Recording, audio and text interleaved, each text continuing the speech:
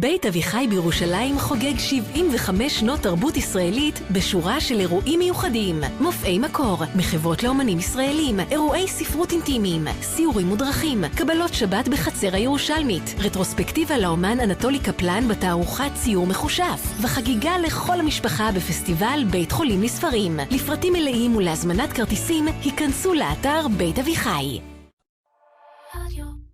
Ever since at least the time of the rabbis, the Talmudic period, commentaries have been fundamentally conflicted about Samson, and I think that's so.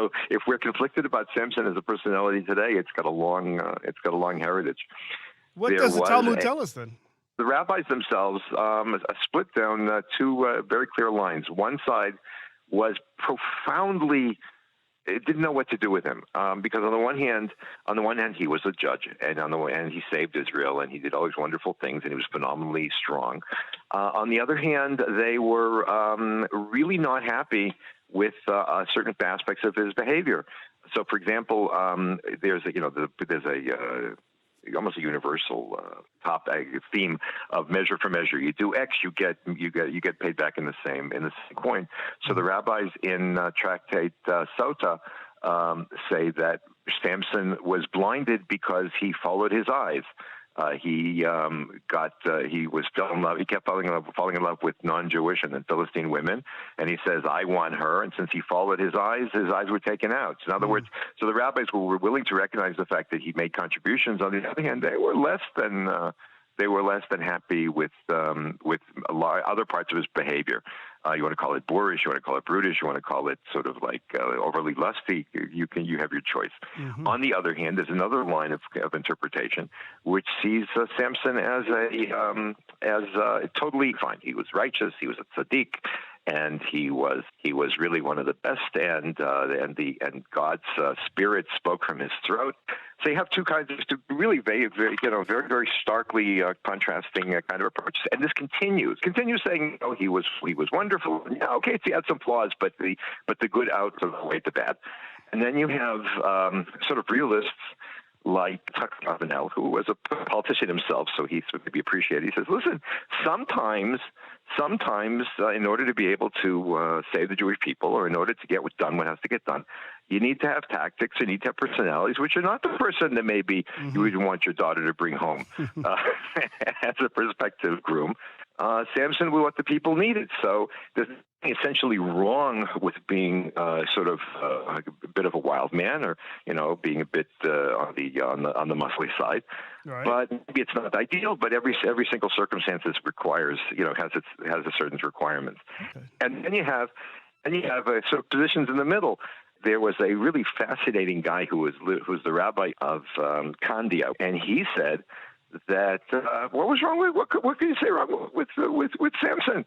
So he fell in love with. So he was a wonderful judge, and he was strong, and he was a person who was able to lead the battle against the Philistines. Because he married a non-Jewish woman, but she converted, so he sort of increased the tribe, which goes against generally the Jewish reticence against being actively conversionist. But when you consider the fact that he lived in Italy, it was really a product of the Italian Renaissance. So you have this kind of merger of a Renaissance position of the person who can do everything. He's a judge and he's spiritual. He's also universal. He's also particularist, and so Samson becomes, rather than be somebody who you have to deal with, becomes sort of an ideal. Samson is a little bit different from the other judges because in a way he was an individualist. He worked on his own. He didn't amass an army around him, let's say like Deborah or Gideon. And there's something also maybe talk to me a little bit about how uncomfortable we are as Jews with power and strength.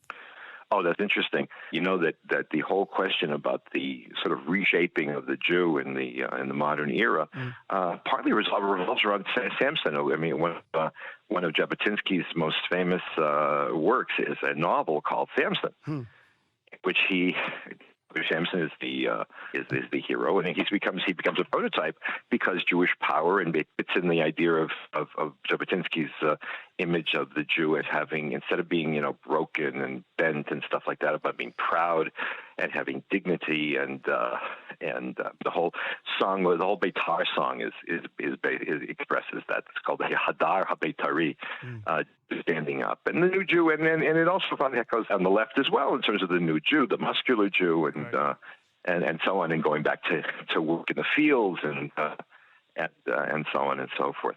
So a look at that sort of new image conflicted with the collected wisdom of the ages.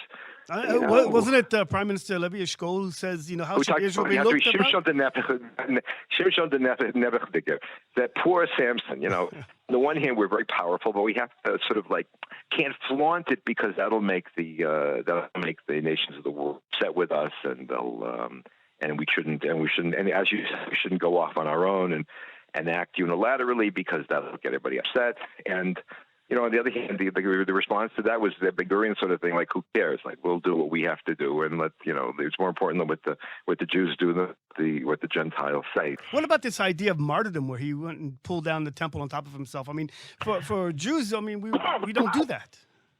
That's not true. On the contrary, in fact, now we're right now in at the end of the counting of the Omer. Right. This is the period in which we recall the mass martyrdom of really thousands and thousands of Jews in a relatively small Jewish community in Germany in 1096, when the Crusaders came at them on their way to the land of Israel and land to the Holy Land to conquer it, and they decided, according to all records, both Latin and Hebrew, when they counted Jews, they said, why do we have to travel all the way to Palestine or the Holy Land in order to settle scores with the Muslims?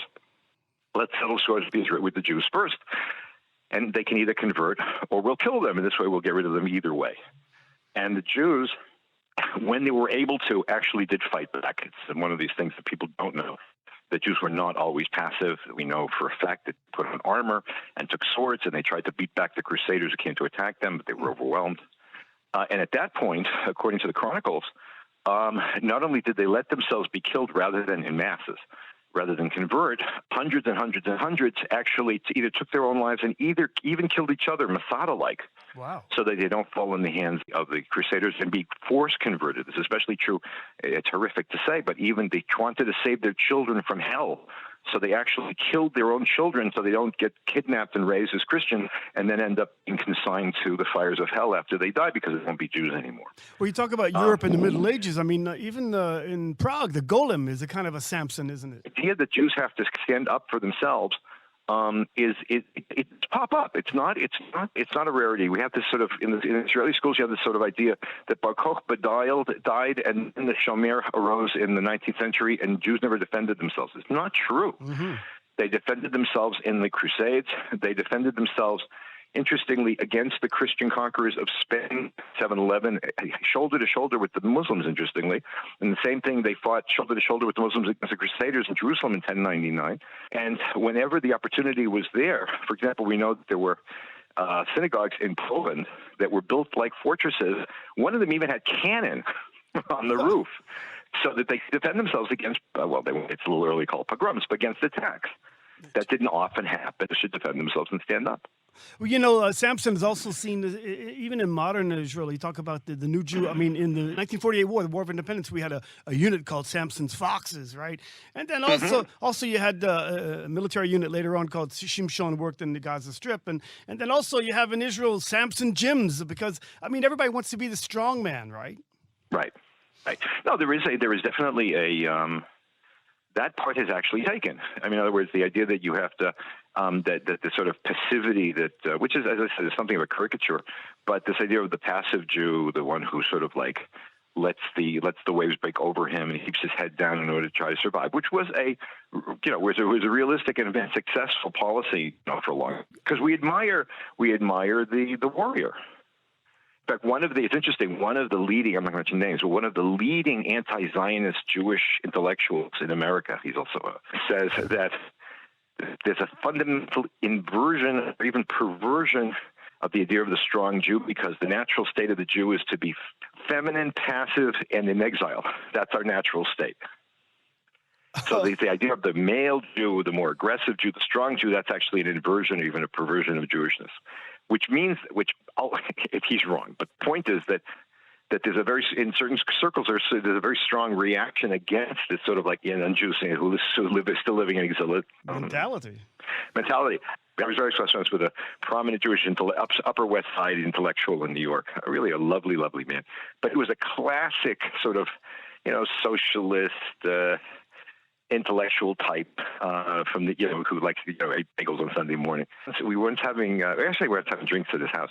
And he said to me, I can't deal with you. I said, why? What's the matter? We're friends. He said, no, but you're a professor and stuff like that, but you carry a gun and you serve in the army, and how can you be Jewish like that? Yeah, well, the new Jew. There's a new Jew, tell him. There you go. No, but he wasn't able to process it. That was the part that really struck me. אתם לא צריכים סך בנק. אתם צריכים בנק שיפרוס לכם את ההלוואה להחזרים חודשיים נוחים. בנק יהב מציע הלוואות עד 120,000 שקלים בריבית פריים פלוס 1% בהחזר חודשי של 997 שקלים וללא דמי טיפול. בנק יהב, הכי משתלם בשבילך. כוכבית 2617. ההלוואה עד 18 שנים למצטרפים חדשים מעבירי משכורת או קצבה חודשית של 5,000 שקלים ויותר. ריבית פריים 6.25%. מתן האשראי כפוף להוראות הדין, נוהלי הבנק ואישורו. אי עמידה בפירעון ההלוואה עלולה לגרור חיוב בריבית פיגורים והליכי הוצאה לפועל.